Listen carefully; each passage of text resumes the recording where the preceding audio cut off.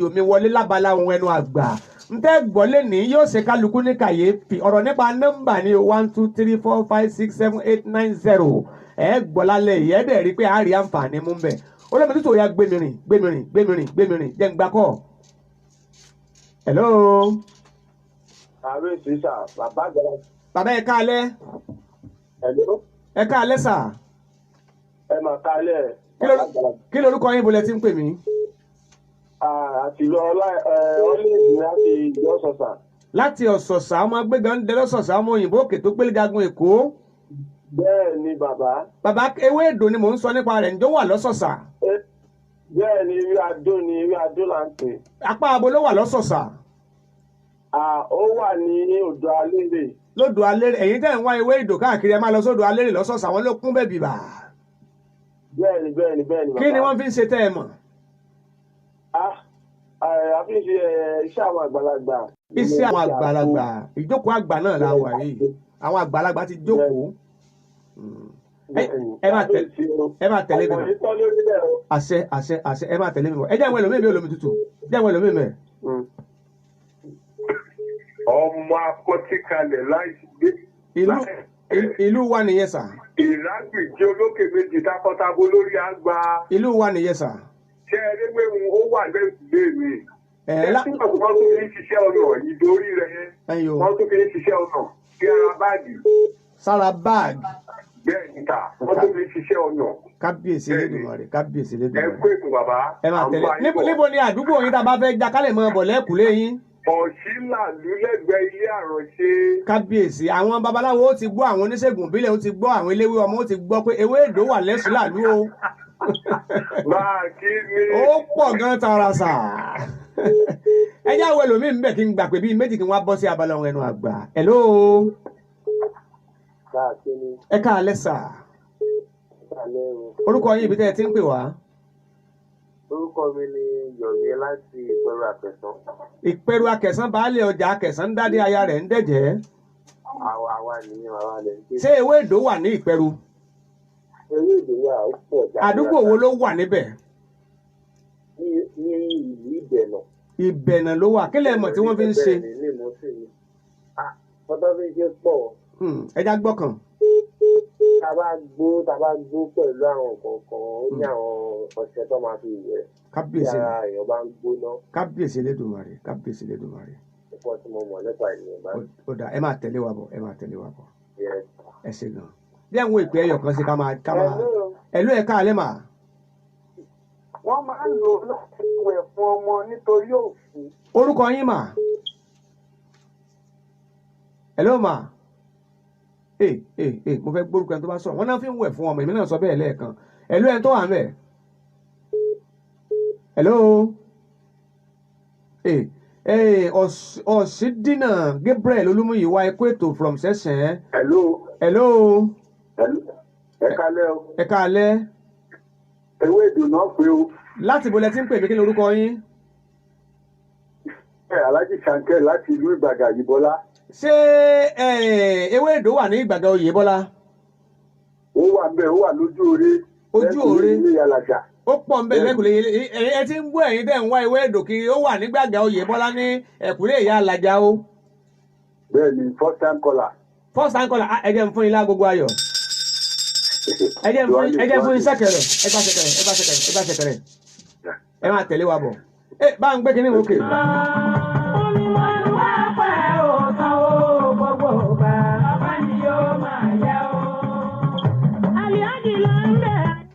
kí ni nọ́mbà ní í ṣe pẹ̀lú ìgbésí ayé rẹ ẹ̀yin tẹ̀ ń tẹ̀lé mi ní Facebook mò ń rọ́wọ́ yín ẹ kàn tẹ Adéṣọlá bá a kí mi ẹ rí mi ketekete ẹ̀yin tẹ̀ ń pe direct number mi lè gbé ẹ má bínú o ẹ kàn máa ń pè náà ní mi lè gbé o ẹ tẹ́ bá fẹ́ pè wá tẹ́ bá fẹ́ bá mi sọ̀rọ̀ lórí direct line mi ẹ text message sórí nọ́mbà mi àbí kẹ́ ẹ bá mi sọ̀rọ̀ ní WhatsApp máa gbọ́ dáadáa ṣùgbọ́n ká gbé kọ́ọ̀lù yẹn kò ní lè work mo ní àlejò nínú ilé lónìí tájọ kópa kí ni nọ́mbà ní í ṣe pẹ̀lú ìgbésí ayé ẹ̀dá kí ni nọ́mbà ní í ṣe pẹ̀lú ìgbésí ayé orílẹ̀-èdè kí ni nọ́mbà ní í ṣe pẹ̀lú ìgbésí ayé ìpínlẹ̀ state kí ló ní í ṣe pẹ̀lú local government kí ló ní í ṣe pẹ̀lú ẹgbẹ́ kí ló ní í ṣe pẹ̀lú òbí ọmọ ìgbéyàwó iṣẹ́ ọwọ́ àìsàn ara àbí àlàáfíà àṣeyọrí àti nǹkan míì bẹ́ẹ̀ bẹ́ẹ̀ lọ bàbá yẹn súnmọ́ microphone kẹ́ kí àwọn ará lé. Assalamu alaikum wa rahmatullahi wa barakatuh. Wọ́n kí wọ́n ní wa alaikum salaam wa rahmatullahi wa barakatuh. Mo kí gbogbo àwọn ará ilé tí wọ́n ń gbọ́ wa lórí ìkànnì yìí 93.9 Lion FM. Lion FM lẹ́wà ẹ̀. Ẹ kú alẹ́, a kú dédé àsìkò yìí. Ẹ ṣé gan sa. Bàbá mi gbé wá gẹ́gẹ́ bí onípolówó, mo gbé wá gẹ́gẹ́ bí àlejò mi. Ẹ súnmọ́ kínní yẹn dáadáa. Ẹ bẹ́ẹ̀ mi ṣe gbẹnu sí lẹ́yìn náà ó ṣe gbẹnu sí o. Ẹ̀yin rẹ̀ ó jọ sọ̀rọ̀ ẹ̀hẹ́n tí ẹnu yóò fẹ́ mọ kàn lára báyìí ni. Ẹgbẹ́ yẹn lẹ́ẹ̀ mọ̀ lò. Ó dáa báwọn ẹ̀ ń yo. Bàbá wa ẹ bá ń sọ orúkọ yín.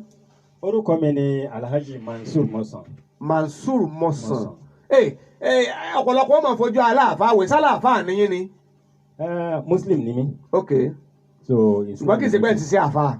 Iṣẹ́ mọ̀ tí àwọn bá ti jẹ́ Muslim tó wà nílànà wa yìí. Ok. Àfáà náà máa kà mọ́. Náà máa kà mọ́. Ok. ṣùgbọ́n kì í ṣe pé lẹ wá dá kinní kan lẹ wá jókòó lẹ wá ní máa yẹsẹ́ wò máa ṣe kinní kan wò kò sí yẹn ń bẹ̀. Bàbá wa ẹ jẹ́ àṣẹ báyìí ẹ má jẹ́ kí n lọ síbẹ̀ yẹn púpọ̀. Kí ni nọ́mbà ní í ṣe pẹ̀lú ètò ìgbésí ayé? Olóòtú mo kí ẹ kú iṣẹ́ takuntakun. Àkọ́kọ́ gẹ́gẹ́ bí ìbéèrè tí ẹ béèrè, nọ́mbà kò sí nǹkan náà láyé tí ò ní nọ́mbà. Kò sí nǹkan tí ò ní nọ́mbà. Ẹ kóòtù mi ẹni wíyà kò sí nǹkan tí ò ní nọ́mbà àfi tẹ́ni tó bá ń wò tí ò bá mọ̀ lóko.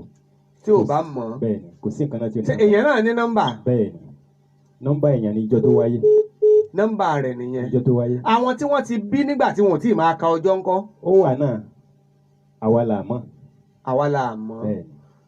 Bẹ́ẹ̀yàn bá jẹ́ onímọ̀ ìjìnlẹ̀ nípa ọ̀rọ̀ nọ́mbà iṣẹ́ wo kí lóyìnbó ẹ̀? Wọ́n ní ọ̀rọ̀ nọ́mbà méjì ló pín sí. Ok.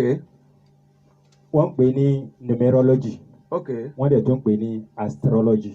Numerology. Yeah, numerology. Numeric. From numeric àti astrology. Àti astrology. Ìyẹn lọ̀rọ̀ nípa nọ́mbà. Ọ̀rọ̀ nípa nọ́mbà. Bàbá wa ẹ jẹ́ àwò báyìí ó tó gbà wo tẹ́ ẹ ti ń fa àwọn òyìnbó jẹ́ ń bọ̀ lórí ọ̀rọ̀ nọ́mbà tí ó dẹ̀ fọ́. 18 years ago. 18 years ago ọdún méjìdínlógún lẹ ti wọnú ẹ̀tàn yanyan. Bàbá wa ẹ jẹ́ á bẹ̀rẹ̀ báyìí nígbà tẹ́mi yín sọ̀rọ̀ lórí ètò mi ní Abẹ́òkúta ní nǹkan bí ọdún méjì sẹ́yìn. A sọ wípé ẹ ní àwọn nǹkan kan máa ṣẹlẹ̀ sí orílẹ̀-èdè tó jẹ́ pé ọdún mẹ́wàá ni ó máa ṣẹlẹ̀. Mẹ́sàn-án. Ẹ sọ pé àwọn kan máa ṣẹlẹ̀ sí àgbáyé. Ẹ sọ pé àwọn kan máa ṣẹlẹ̀ sí state. Kódà ó máa ń ṣẹlẹ̀ sí èèyàn. Ẹ já bẹ̀rẹ̀ látòrí Nàìjíríà. Ẹ fún alápẹ̀rẹ̀ kí ni nọ́mbà ní í ṣe pẹ̀lú Nàìjíríà? Àkọ́kọ́ nǹkan tí nọ́mbà ní ṣe tí a bá ní ká wo Nàìjíríà gẹ́gẹ́ bí ẹ ṣe mú wá ní àpẹẹrẹ. Ok. Nàìjíríà gba òmìnira ní ọdún 1960. Ok. Nígbà tí ó di ọdún 1966. Ok. Coup ṣẹlẹ̀. Coup. Yes. Wọ́n dìtẹ̀ gbàjọba. Coup ṣẹlẹ̀. Ok. Wọ́n pa Sàdáúnà pa gbogbo wọn pa Tafawa Balewa. Wọ́n pa Akíntọ́lá pa Sàdáúnà. Pre-event là ń pè yẹn. Pre-event. Yes. Ok. Nítorí bí ìgbà tí àwọn bá pako tó julẹ̀ ni. Ok. So nǹkan gbọ́ngàn ń bọ̀. Ok. Nígbà tó di 1967 a bẹ̀rẹ̀ civil war. Ok. Ṣé àgbẹ̀ civil war ti ju kúùpù lọ. Ó ju kúùpù lọ rẹ̀. Gẹ́gẹ́ kí sẹ́gbẹ́ gògóńgò. Civil war ti ju kúùpù lọ. Ok. Nígbà tó tún yá tó di 1975. Ok. Murtala ó gbàjọba lọ́wọ́ Gowon. Ok. Nígbà tó dọdún tó tẹ̀lé. Ṣé 67 to 75 lẹ́sí sí 9. 66 to 75 9 ni. 9 ni. Yes. Ok. 67 to 76 9 nìyẹn. Ok. Wọ́n pa Murtala. Ok. So kúùpù ṣẹlẹ̀ ní 66. Yes. Ní 79. 75. Coup another coup again. Kúùpù ṣẹlẹ̀ again. Yes. Ok. So ní 67. Ok. Civil war. Ok. Which is bloody. Ok. Then ní 76 náà another bloody coup tó ń pa Murtala. Ok. Ó jẹ́ pé 9 yẹn ti wáyé lẹ́ẹ̀mejì méjì. Bẹ́ẹ̀ni. Ok. Nígbà tó di 1984 January 84. Ok. President wa nísìn Muhammadu Buhari ó gbàjọba lọ́wọ́ Shagari. Ok. Kò dẹ̀ lọ fẹ́rẹ́fẹ́. Ó gbàjọba lọ́wọ́ Shagari. Lọ Shagari. Nígbà tó dọdún kejì tó tẹ̀lé 1985. Nígbà tó gbàjọba lọ́wọ́ Shagari àwọn ogun kan kéékèèké ṣẹlẹ̀ tí àwọn èèyàn jó léṣe kankan. Bẹ́ẹ̀ni nítorí pé àwọn ẹgbẹ́ òṣèlú MPN UPN kankan. Ọ̀pọ̀lọpọ̀ wọn náà. Ok. Ṣé ọdún mẹ́sàn-án nìyẹn jẹ́ sí. Ẹ wo 1975 sí 1984. Sí 1984 ọdún mẹ́sàn-án nìyẹn. Ọdún mẹ́sàn-án ni. Ok. Nígbà tó di 1985. Ok. Babangida gbàjọba lọ́wọ́ Buhari. Another ọdún mẹ́sàn-án tó nù. Another ọdún mẹ́sàn-án láti 76 sí 85 ọdún mẹ́sàn-án ni. Ok. 85 to 76. 76. 76 to 85. Ok. Another ọdún mẹ́sàn-án. Another ọdún mẹ́sàn-án. Babangida gbàjọba. Babangida gbàjọba. Ok. Nígbà tó di 1993 Okay. June 12. Okay. Wàhálà dé. Wàhálà dé. Mo wọlé, mo pera mi láàrẹ, àdàbònú The àdàbò. following year 1994. Okay. Abacha ti Abiola mọ́lé kò jáde mọ́. Okay. Kò jáde. Ẹ jẹ́ àwo 1993 to 90 kìlẹ̀ pé sí. 1993 ni pre. Okay. 1994 ni event. Okay. So pre máa wà. Pre máa wà, event máa wà. Pre ló máa sọ pé ó ń bọ̀ o. Yes. So ọ̀rọ̀ June 12 ni pre. Pre. Original gangan ìfẹ́ǹtì o ní pé wọ́n ti aláyé wọlé. Okay, ẹ jẹ́ a lọ. Okay. Nígbà tó tún di 2002. Okay. 2002 wọ́n pa ọlọ́pàá mẹ́wàá. Ọlọ́pàá mẹ́wàá. Bẹ́ẹ̀ni. Okay. Ní Odi River State. Ní Odi. Bayelsa State, sorry. Okay, ní Bayelsa. Yeah, I think it's Bayelsa. Okay. Ọbásanjọ́ ní kí wọ́n lọ sọ ibẹ̀ di rubbles. Kan sọ de eru. Bẹ́ẹ̀ni. Kábíyèsí Elédùmarè. And they did. So pre àti event. Yes. Okay. Nígbà tó di 2003. Okay. Wọ́n create multiple parties. Party lọ rẹpẹtẹ. Wọ́n dá party lẹ̀ lọ pé ẹ sáà máa dẹ́gbẹ́ lẹ̀ lọ. So tó ṣe pé the election of 2003 almost postponed. Wọ́n ní ẹ̀sùn síwájú kò sáàyè mọ́. Ìyẹn ni pre. No, ìyẹn ni event. Not even that as event. Okay. Gọ̀nsẹ̀ náà dé. Àwọn nǹkan mìíràn tó ṣẹlẹ̀ lórí ẹ̀. Okay. Nígbà tó tún di 2010. Okay. Àwọn Boko Haram. Okay. Wọ́n bọ́ǹbù. Embassy. United Nations. Okay. Office l'Abuja. L'Abuja. Ìtàn sọ obìnrin aboyún kan báyìí kalẹ̀ látòkè. Okay. Police headquarters l'Abuja was also bombed. Okay. The following year, wọ́n sàkí Hafiz Ringem, IG. Hafiz Ringem kò máa lọlé. So rẹ́jẹ̀ pre and event. Tó kan gbogbo Nàìjíríà lẹ́ ń sọ yẹn. Àwọn tí mo ń sọ yìí, they are national events. National event ni Nàìjíríà ló kàn kì í ṣe pé ìlú wa bẹ́ẹ̀ nìkan. Kì í ṣe nìkan ṣe kì í ṣe Nàìjíríà ní South Africa. Tọ́mọ̀ ti lè sọ Hafiz Ringem olórí ọlọ́pàá yanyan Nàìjíríà ní Embassy United Nations gbogbo Nàìjíríà ló kàn. So everybody. Okay. So nígbà tó ti di 2011. Okay. Nígbà tó 2011. Catholic Church ní Madala. Okay. Niger State. Okay. Wọ́n bọ̀m̀bẹ̀ àwọn èèyàn kú lọ rẹpẹtẹ. Okay. Nígbà tó di 2012. Okay. À ń ṣe happy new year, happy new subsidy removal. Wọ́n yọ owó epo. Wọ́n yọ owó epo. Ó jẹ́ pé ti Madala ń pre inú. Pre nìyẹn. Eléyìí tó wá pé owó epo délẹ̀ pé tábẹ̀ sí kó tó ta tẹ́ǹtì káàkiri. Nigeria was grounded for almost 2 weeks. 2 weeks. Wọ́n later lọ bí kankan. Wọ́n lọ ọjọ́ ta wọ́n bò bá di ibẹ̀ yẹn. Àwa náà lo Òyìnbó èmi náà kéwì lórí stage tá a jarí síbẹ̀ pé àná ẹ̀ ní yọ subsidies ẹ̀. So ìyẹn ni event. Ìyẹn ni event. Kábíyèsí Elédùmarè. Nígbà tó wá di 2020. Okay. They had Koro and other events. Okay. As pre. Yes. Okay. Nígbà tó di 2021. Okay. Nǹkan tí ò ṣẹlẹ̀ rí ló ṣẹlẹ̀. Okay. 2 things tí ò ṣẹlẹ̀ rí. Okay. Àkọ́kọ́, Yorùbá has never agitated for secession. Okay. Kò ṣẹlẹ̀ rí. Yorùbá ò sọ pé àwọn fẹ́ lọ rí. Okay. 2021 ló ṣẹlẹ̀. Okay. And that 2021 again, that very year, the most prestigious Nigerian security institution, okay, which is NDA, was bombed. Okay. EndSARS ńkọ́? EndSARS ní 2020 nìyẹn. 2020 nìyẹn. Okay. EndSARS 2020. Okay. So ní 2021, secession agitation àti NDA bombing. Bombing of NDA. Okay. So these are events. So a máa ní pre máa wà lọ́dún kẹjọ. No, pre náà ọdún mẹ́sàn-án ni ikọ̀ máa precede kan. Okay. But gbogbo wọn 9 years ni. 9 years ni wọn. So ṣé nítorí pé Nàìjíríà gbòmìnira ní 1960 tí nọ́mbà Nàìjíríà ti jẹ́ 1960 ló ti jẹ́ pé bá a sì máa calculate ẹ̀ nìyẹn. Rárá bẹ́ẹ̀ kọ́. Okay. Like man, like state. Bó ṣe rí fèèyàn lórí fún ilé, lórí fún gi, lórí fún state, lórí fún local, lórí fún company. Okay. So ìkànnì yẹn nínú our calculations. Okay. Another calculation tó wà mò ń bọ̀ náà àwọn tá à ń sọ yìí lórí àwọn ìṣẹ̀lẹ̀ láabi là ń sọ ṣé kò sí ìṣẹ̀lẹ̀ láàrin ni tó ní ó máa jẹ́ 99 years. nítorí wípé tí ibi bá ṣẹlẹ̀ ó máa ń tètè pa ire rẹ̀ ẹ̀sìn yẹn lé ní.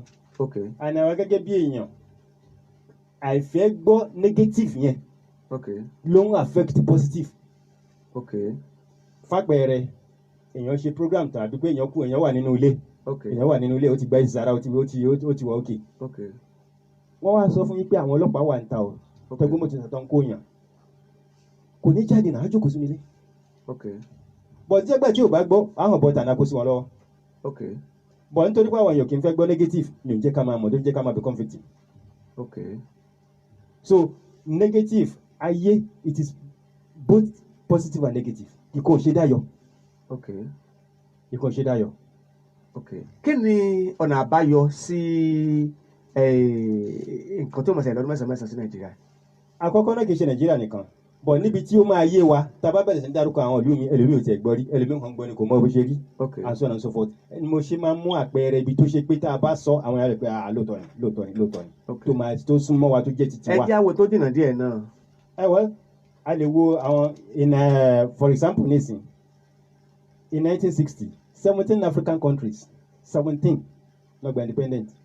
17 African countries in 1960 tí nàìjíríà jẹ́ kan nù wọn. tí nàìjíríà jẹ́ kan nù wọn. as at today nàìjíríà nìkan ló dàbí pé ó ń lead àwọn ká sọ pé nàìjíríà is second. tó wà tó sì meet up. tó ṣe meet up standard. àwọn yòókù ńkọ́. wọ́n wà. so tá a bá dẹ̀ wo effect of date ni lára wọn. àwọn challenges date. àwọn challenges date nítorí wípé àti èèyàn àti nǹkan tá a ní í ṣe ọjọ́ tí èèyàn bá ṣe ọjọ́ tí wọ́n bá bí ọmọ gbogbo àwọn nǹkan náà ní bá dé ọjọ́ tá a lé foundation lé báwo bá kọ́ ọ́lẹ̀ wọ́n kọ́ ọ́lẹ̀ ní lọ́rùn màfúùsì lọ́rùn bí tọ́pẹ́ tí ń kọ́ ọ́lẹ̀ náà àwa là kọ́ ọ́lẹ̀ ní òun ìpè kò ní déètì. ẹ já tẹ̀síwájú àti wo ti adọ́gbọ́mútà àgbáyé náà mọ̀ nìyẹn nígbà tí a sọ pé ní 1960 almost 17 African countries ló gba independent. ẹ jẹ́ abọ́ sí tèèyàn báwo ni nọ́mbà ṣe ní í ṣe pẹ̀lú èèyàn. gẹ́gẹ́ mo yọ sọ tẹ́lẹ̀ ọjọ́ tí wọ́n bí èèyàn gangan gbogbo nǹkan tó fẹ́ dà láyé pátápátá ó wà ní date ọjọ́ tó bí yẹn that is the day the month and the year mẹ́tẹ̀ẹ̀ta ó wà bẹ́ẹ̀. so òun ló máa analyse bó ṣe máa rìn. so kò dẹ̀ sẹ́ni tí ò ní àfẹn tí ò bá mọ̀ tiẹ̀ ló kù. ṣé tí wọ́n bá bí èèyàn 100 ní the same date. yes. ṣé nǹkan kan náà lójú ọmọ ṣe wọn. I like that question. ṣé mo yí pé a kì í déédéé pàdé rárá. kò sí accidental meeting no a ti ní nǹkan kan ṣe nǹkan kan ti wà nílẹ̀ tẹ́lẹ̀tẹ́lẹ̀ ńlá ṣe pàdé tí ò bá sí ìsídà kò ṣe pé àṣẹfẹ́ establish ẹ̀ tàbí kò ṣe pé it is written no not it is written or pé báyìí is a continuous. for example ní ìsìkàsọ̀ kan bí àwọn tán bí lẹ́nìí ọlọ́nìkan ló lè kàyé wọn káwọn sọ pé òkè ní nàìjíríà lẹ́nìí ó ṣeé ṣe kọ́ bímọ ní Aso Rock. ọmọ tó bí ní Aso Rock tó dàgbà sí Aso Rock lè fi wéè tó dàgbà lábúlé wa náà. bẹ́ẹ̀ni. tó ń túmọ̀ sí pé parental history or parental personality wọn àwọn parents ẹ̀ ó máa ní ṣe ó máa affect wa. ọ̀pọ̀lọpọ̀ àwa tá a rí táwa bí iná tá a ṣe bí iná irú ẹ̀ náà ní tẹ̀wá ní studio tó bá ṣe pé àwọn parents ní opportunity tó jù báyìí lọ. ó ṣe kó ṣe pé Amẹ́ríkà tàbí UK lè máa ṣe program báyìí. ṣùgbọ́n màá máa ṣe program. yes ẹ dẹ̀ lè máa ṣe program kó ṣe pé nǹkan tó ṣe program lè máa ṣe. ṣùgbọ́n yóò máa jẹ́ lórí level sọ̀rọ̀sọ̀rọ̀ báyìí. yes kì í ṣe program nìkan lọ̀rọ̀ mi. mo mọ̀ bẹ́ẹ̀. yes èèyàn lè jẹ́ producer. èèyàn lè jẹ́. ó lè jẹ́ engineer ní studio. you can be you can be many things that has to do with oration. So you can be there are many things you can do with oration. kí wàá ló ní ṣe pẹ̀lú parental nítorí pé ibi tí àwọn parents wa bá wà ní exposure tá a máa ní ibẹ̀ ló máa determine where can we go or where are we getting to.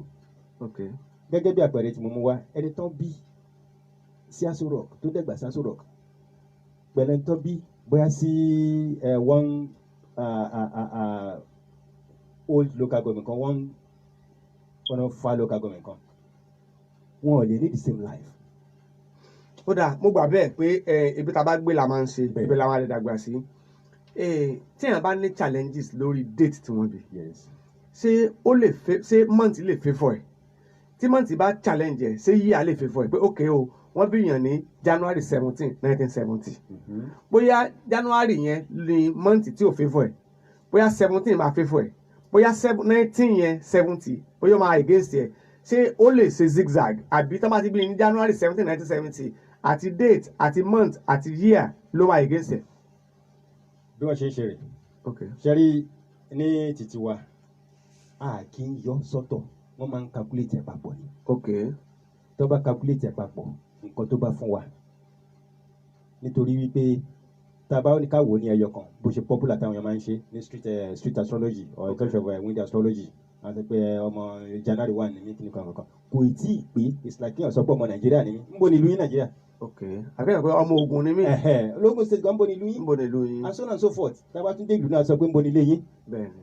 So a bá tún dágbó lé gan sọ pé ta ni bàbá yìí. Ta ni bàbá tiẹ̀. So ìyẹn ló mìn pé date yẹn ṣe complete nìyẹn tí ẹ bá tí ì pé so nípa pé bóyá pé ìkan fífẹ́ ìkan fífẹ́ no tí wọ́n bá bẹ̀rẹ̀ sí ní yọ ìkan ò ṣe dá interpret wọ́n á pa méjì pọ̀ wọ́n á ṣe wá pa mẹ́tẹ̀ẹ̀ta pọ̀ so bẹ́ẹ̀ ló máa fún wa ní meaning nǹkan tí ẹnìyẹn wá ṣe èèyàn ń dédé wáyé o láíláí kí ló fà á kò ṣe dé lánàá ó ṣe jẹ́ ní kò ṣe gbọ́dọ̀ la nítorí pé ọjọ́ tó dé yẹn tí a bá rí àwọn tó mọ̀ nípa ìdáadáa wọ́n á sọ pé nǹkan báyìí ló wá ṣe.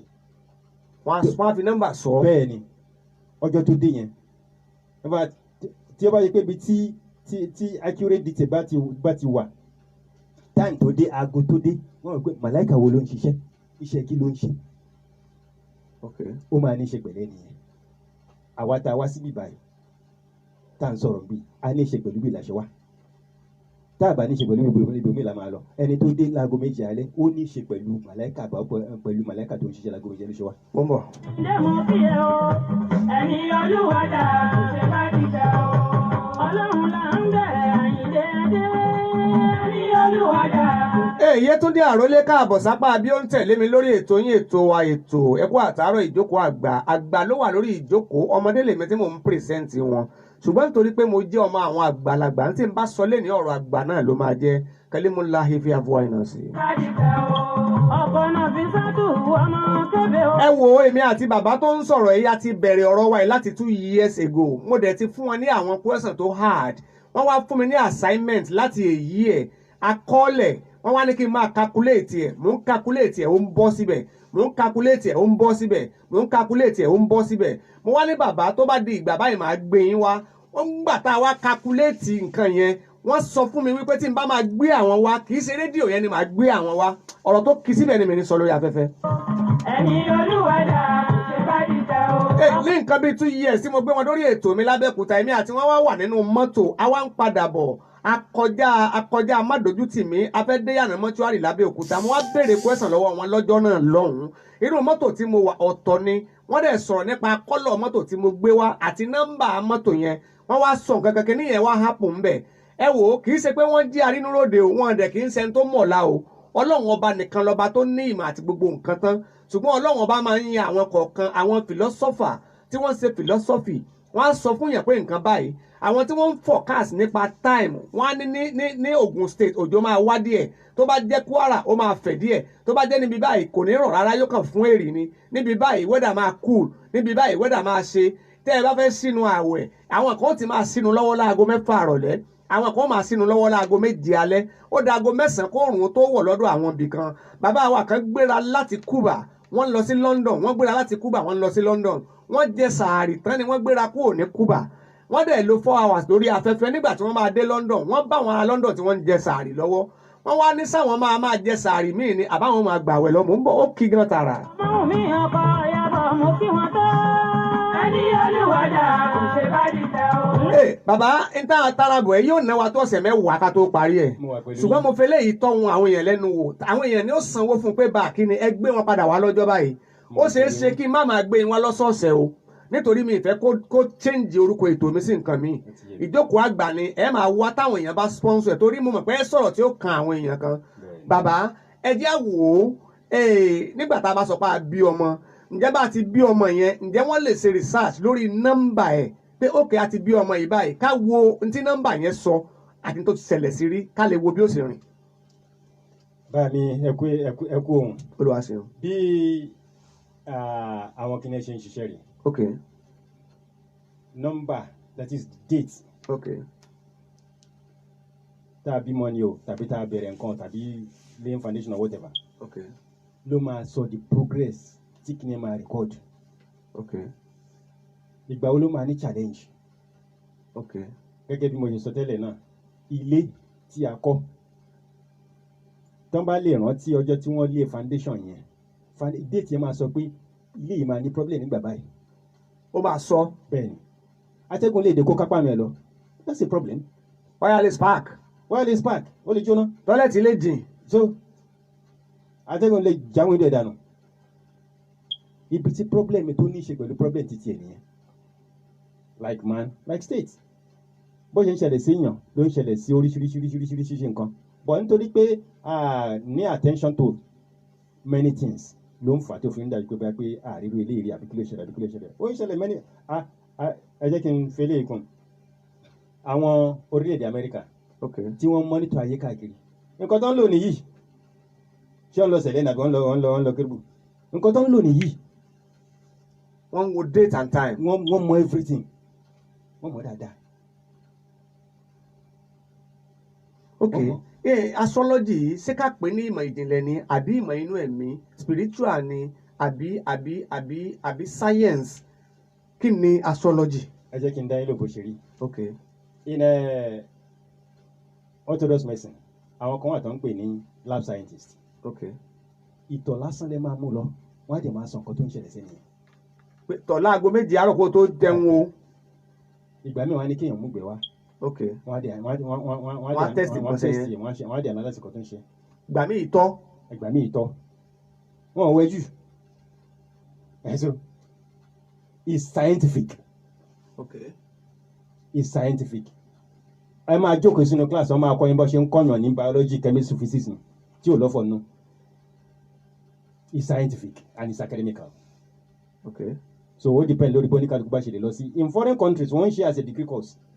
ọ̀pọ̀lọpọ̀ àwọn èèyàn wa especially northerners tó ṣe pé wọ́n school overs wọ́n non take as subsidiary ẹlòmíín take as at a diploma level. okay. So things are changing. Have a borrow course. Yes. So ẹlòmíín then take as a diploma course wọ́n lọ fún. But there are many foreign countries tó ṣe pé foreign universities tó ṣe pé wọ́n rọ̀ ní at a degree level astrology. So very very scientific. Kò lọ́fọ̀ kò ní kankan nothing tó o bá mọ̀ wò mọ́ nìyẹn ó bá dẹ̀ ti mọ̀ ọ́.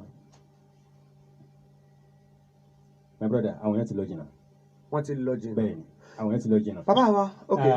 ẹ má bínú ní àfikún ọ̀rọ̀ déètì tí à ń sọ yìí. ok. àwọn nǹkan kan wà tó ṣe yí pé tí èèyàn bá fẹ́ ṣe ẹ wo ẹ jẹ́ kí n fún lápẹẹrẹ àwọn foreign companies conglomerates transnational corporations wọ́n yìí làwọ́rò wọ́n yìí làwúrè wọ́n dẹ̀ ń tà. ok. bọ́ọ̀nà ṣe ń ṣe tó fi succeed ní country wọn tó fi ń lọ káàkiri tó dẹ̀ ń progress tó ń develop. ok. déètì náà ń lò nǹkan tó ń lò nìyẹn. Facebook tán pariwo ẹ lọ wo February 4 2004 ló launch. February 4. bẹ́ẹ̀ni 2004. ok ṣé gbogbo tí wọ́n bá ṣe ní February 4 2004 yẹn ká lọ mọ gbogbo nǹkan yẹn bí ó ṣe rí. ẹ̀ta àwọn tó bá kọ déètì ọjọ́ tó nǹkan tó ṣẹlẹ̀ kán ló máa wò. February 4 2004. ká bá bímọ ọjọ́ yẹn ńkọ́. ó náà máa progress ó máa ní kò sẹ́ni tó wà tí ò ní challenge obìnrin náà have electing an auspicious date kò mí pé ò ní challenge o but it will be a source of challenge tí a máa lè overcome. ok. So ẹ bá wò ní ìsìn ní 2021 sí early this year náà. ok. Facebook náà ní challenges sí ẹ̀ náà. bẹ́ẹ̀ni. Yes ó ní ó máa wá pé kò ní wá yẹn. ṣùgbọ́n yóò ti wà nínú mọ̀ pé ó máa wá o. ó máa wá ní bàbá yìí. èyàn lè múra lè de kinní yẹn pé tó bá dé kó má pọ̀. It is avoidable. ok. but kò ní ṣe pé kò ní ṣe rárá nǹkan tó yẹ kó jẹ́ bí 100% ó lè má ju 20 or 30 lọ. ok. kò ní ròyìn kinní yẹn. ok. kò ní bàjẹ́. téèyàn bá fẹ́ ṣègbéyàwó ǹdó yẹ kó wo nọ́mbà. bẹ́ẹ̀ ni ó yẹ kó wò. torí pé gbogbo ọjọ́ ló ní 24 hours but they don't have the same quality. gbogbo ọjọ́ ló ní 24 hours. bẹ́ẹ̀ ni ṣùgbọ́n kò quality bákan náà. wọ́n ní the same quality. ok. so ní bíbélì sọ fún wa pé búburú ni gbogbo ọjọ́ ẹ máa fi àdúrà ara ìgbà àti àkókò padà. báìbù kì í ṣe constitution nàìjíríà tó ń parọ́ náà. so báìbù kan náà tí ò bá rí bẹ́ẹ̀ báìbù náà ṣe so. ok. ó wá jẹ́ pé tá a bá pè ọjọ́ bò ní ká mú o ọjọ́ báyìí ni ẹ mú o dandan kọ́ ni kẹ́ lo sátọ̀dé o bóyá kìnìkan ló dáa jù nú ọjọ́ o tá a wá mọ́jọ́ yẹn challenges yẹn ò ní wá. bẹ́ẹ̀ ni bọ̀bọ́ ṣe máa ń ṣeré ọkọ ìyàwó wọn á wo déètì wọn. ok tán bí wọn. ok. so níbo náà ti pàdé ìgbà ẹ̀ ní ok ìjọ wo náà lè ṣe nǹkan tó ṣe pé ó máa fẹ́ wà méjèèjì. ok. ló máa determine ọjọ́ tó máa elect for the marriage. okay. even the certificate tí à ń gbà àwọn ọjọ́ kan wà tó ṣe pé tẹ bá wo ọ̀pọ̀lọpọ̀ àwọn tó ṣe pé wọ́n jẹ́ bí technicians nǹkan kan ló máa affect jù. okay. nítorí pé wọ́n train wọn monotonously ni pẹ̀lú iṣẹ́ kan ṣo tán lè divert síbò mi. okay. so tó bá lọ ṣe bí what I call it freedom fún ẹni yẹn náà ọjọ́ tá à ń wí ìtàn ní challenge ó lè má fi ṣe jẹun ó lè má fi ṣe jẹun. wọn á lọ kàn sí freedom wọn kàn gbé ilé wọn kàn lọ ni. torí pé kí ni ò ní yé mọ́ ó máa dàrú ni pátápátá ó máa dàrú ni. ó dáa ẹ jẹ́ ká wo àkókò nínú ọjọ́. ǹjẹ́ èèyàn tó lè wo àkókò náà pé ókè o òní ni ọjọ́ Monday báyìí o ètò kan o ìjókòó àgbà ni ó máa jẹ́ o àsìkò báyìí lẹ̀ bá máa ṣe àwọn kan bẹ̀rẹ̀ ètò tí ọlọ́sìn nìkan máa gbọ́ a sì ní àwọn ètò wa mìíràn tó náà tó ta lẹ́nu ṣùgbọ́n aláwọ̀ ètò wa tó yẹ pé kò ta lẹ́nu tó mọ́ tó dẹ̀ kó sì ìjókòó àgbà sì balaye ni ṣé àsìkò nínú ọjọ́ náà tó lè ṣe pé ókè àti bọ́ síjọ́ Monday ṣé àsìkò náà tó lè ní challenges pé àárọ̀ ọ̀sán alẹ́ ìrọ̀lẹ́ ìyálẹ̀ tààbùrù. Every day ló ní 24 hours. Okay. Very much tẹ́lẹ̀. But wọ́n tún wá divide the 24 hours into 7. Okay. 7 planets ló ń rule our kankan. Okay, that is 7 planets la ní. Okay. Planet kankan rule our kankan. Okay. The first one tó bá bẹ̀rẹ̀ wọ́n rule 1 2 3 4 5 6 7. A tún padà sí 1 again. Okay. See the first planet omi ọ̀sọ́ pé máa number 1 o. Okay. The 8th hour. The first planet ló máa continue 9 hour the second the 10th hour third 11th hour the fourth so bó ṣe máa interchange síra wọn nìyẹn. Okay. tó fi máa pé ó wá depend kílẹ̀ ní ẹ fẹ́ ṣe. Okay.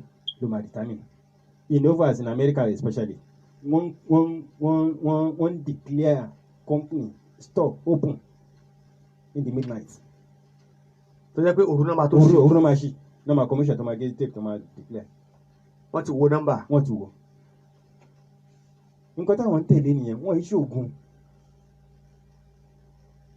and their reason is so simple. ẹ pé àwọn èèyàn kan wà tọ́lọ́ ń ṣàtòògùn ò lè mú. ẹ gbàgbé ẹ̀. okay. but àṣẹ Ọlọ́run kò sẹ́ni tí ò lè mú. àṣẹ Ọlọ́run dẹ̀ ní nọ́mbà. bẹ́ẹ̀ni kò sẹ́ni tí ò lè mú. kò sí ẹni tí ò lè mú. that is why in this world kò sí nǹkan náà tí ò ní nọ́mbà. ǹjẹ́ èèyàn fúnra rẹ̀ lè calculate àwọn nọ́mbà gbèsè ayé ẹ̀. Why not? It is possible. èmi náà mọ̀ tẹ́lẹ̀ náà I attended class I was taught and here I am today. It's possible. àwọn ọlọ́dọ̀ wa ní ìsàn train àwọn èèyàn. fún nọ́mbà. Yes. kálukú náà lè fòkè o èmi ló lórí ilé báyìí èmi ni mo bí olómi tútù èmi mo bí gáríkàsì èmi mo bí alẹ́nu lọ́rọ̀ àti tìfẹ́ màá calculate nọ́mbà wọn màá wo bó ṣe kán rìn ṣé a lè máa gáìdì àwọn ọmọ kéékèèké má bẹ̀rẹ̀ báyìí rìn o má ṣe báyìí tó bá délé ìwé o má ṣe nǹkan kan o mo lè máa ṣe gbogbo nǹkan yẹn. You see every ọmọ ló máa ní prospect and challenges ẹ̀. Okay. àwọn kan wà tó ṣe pé protestant ni wọ́n ẹ ti mọ̀ pé léyìí radical ni. Okay. so ẹ̀yin lẹ mọ̀ pé òkè tẹ́ ti mọ̀ pé ọmọ èèyàn báyìí ló jẹ́ ẹ ti mọ̀ kí ni irú inculcation tẹ́ máa build into his or her brain tẹ́ máa fi kọ́ bẹ̀ nígbà tó ń ogun ìtẹ̀ tí mọ̀ nǹkan tó ń ṣẹlẹ̀. Okay, láti máa ti sáwọn nǹkan yẹn. Yes. àwọn èèyàn dẹ̀ rí tẹ́ bá wò náà rí pé we are not brilliant equally. àwọn kan ṣe pé ẹ̀fíro ni wọn professor ni wọn láti inú oyún tẹ́ máa ṣe nǹkan lójú wọn máa repeat it several times. àwọn kan dẹ̀ tẹ́ máa kọ́ wọn aṣọ ni òun tó rántí mọ́ ó ti gbàgbé. so gbogbo kíni ní nọ́mbà lè sọ fún wa irú èèyàn báyìí lọ́mọ so ibi tó bá ti ní lapses tó ti ní challenges. Bàbá èèyàn fẹ́ mọ nọ́mbà lọ́dọ̀ yín ó tiẹ̀ fẹ́ wá yẹ̀ wò kì í ṣe pé ní mádìẹ wa mewúrẹ́ wa mẹ́yin wa mépo wa móròró wa mú sẹ̀mó wa. Bí ó ṣe rí ní lab science. Okay. Bó ṣe rí ní lab science. Okay. Tí wọn kì í gbà nǹkan kan tí bó ṣe rí ní biology or chemistry class tí ò sọ́fọ̀ tí ò sẹ́ni so it is. Tọ̀dọ̀ yín náà ò lọ́fọ̀. Kò ní kankan we just sit down and be chatting and the man refill nǹkan tó ń ṣẹlẹ̀. A kàn máa sọ̀rọ̀ náà ni pé nọ́mbà rèé o. Nǹkan báyìí ó máa ṣẹlẹ̀ nígbà báyìí àbó ṣẹlẹ̀ nígbà báyìí àbí nǹkan báyìí ni kò ṣe bẹ́ẹ̀. Ṣé nọ́mbà tẹlifóònù wa ní í ṣe pẹ̀lú ayé wa? Verily àbáwá àwọn kan ti ṣe pé fóònù wọn ó máa wà on ẹ jókòó lẹ́gbẹ̀ẹ́ wọn báyìí wọ́n lè máa sọ pé not available. Adé wà on. Bẹ́ẹ̀ni. Wọ́n not reachable. Yes. Yóò sọ pé nẹ́tíwọ̀kì ni. Nǹkan tá máa hàn gẹ̀dẹ̀ lórí yẹn torí pé àwọn nọ́mbà kan àtàwọn kì í tán tí wọ́n ṣe é lò fún business otherwise ẹnìyàn hàn máa. A máa sọ torí wọ́n mọ̀ pé kò ní lọ. Kóra mi. Ẹ̀ṣọ́ òun wá mọ̀ ni. Ó wá parí báyìí. Sọ́gbà tí ó mọ̀.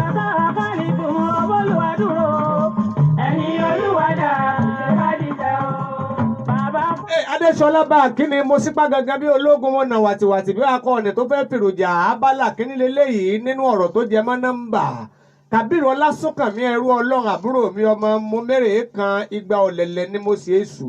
Ó gbórí wọlé sápá bí àgbà kéwì àgbà pìrìsẹ́ńtà ni Azeez Olómitù náà dọ́gbọ́n wò lápá kan Yétúndé Àrólé òun náà wà ńbẹ̀ àjọ ń bára wa bọ̀ ni ẹ̀yin tẹ́ ẹ wà nílẹ̀ láǹfààní àti pé mi ní da bàbá yìí láàmú púpọ̀ lénìí ìjọ mi ni màá gbé wọn wá tí ń bá rẹni tó sọ pé ó yá ẹ gbé wọn wá mi ní sọ nọ́mbà àwọn lénìí o torí kì í ṣe polówó ni ẹ wá fún.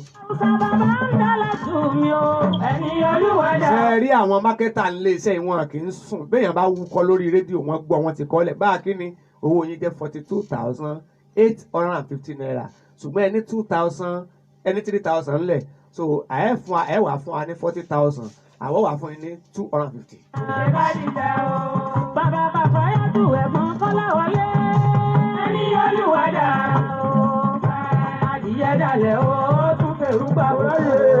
Bàbá ọ̀rọ̀ nọ́mbà ǹjẹ́ a lè rí àpẹẹrẹ ti àwọn èèyàn tí wọ́n lórúkọ láyé ẹ má jẹ́ à lo Nàìjíríà tá bá dẹ̀ fẹ́ lo Nàìjíríà ẹ jẹ́ ká lo àwọn tó jẹ́ pé rere ló ṣẹlẹ̀ sí fún wọn ká fi ṣàpẹẹrẹ tí ẹ̀pẹ́ ti sọ àpẹẹrẹ ti oní pre àti event ẹ jẹ́ àwòtà àwọn èèyàn bóyá àwọn tó lóko ó sọ lórí ìjọba ó gbá bọ́ọ̀lù ó kọrin nọ́mbà báyìí tẹ́wọ́ nǹkan báyìí ó ṣẹlẹ̀ sí ńgbà báyìí ó ṣẹlẹ̀ sí ńgbà báyìí.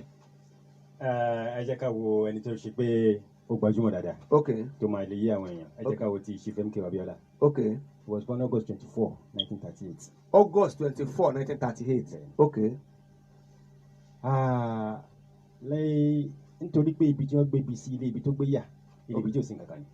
Òun náà sọ bẹ́ẹ̀ pé òun ti ẹ̀ mú mílíkì rárá. Ilé ibi tí ò sí nǹkan kan ni. So ó jẹ́ kí kó tọ́ ẹ̀. Ìrìn yẹn pẹ́. Bẹ́ẹ̀ ni for so long kó tó di kó mèkẹ́. Okay. But date yẹn sọ yí pé kódà kó má lóbi láyé. Okay. Ó máa mèkẹ́. August 1st. 24. August 24. 1938. 1938. Okay. Pé kó má lóbi láyé oṣù máa mèkẹ́. Nítorí pé he is born to be successful, he is born to be rich. Ṣé gbogbo àwọn ọmọ tán bí ń jọ yẹn ni? On that day bá. Okay. Ẹ jẹ́ kí n tún fún ẹ lápẹẹrẹ. Àríṣekọ́lá àti Bob Marley. Okay.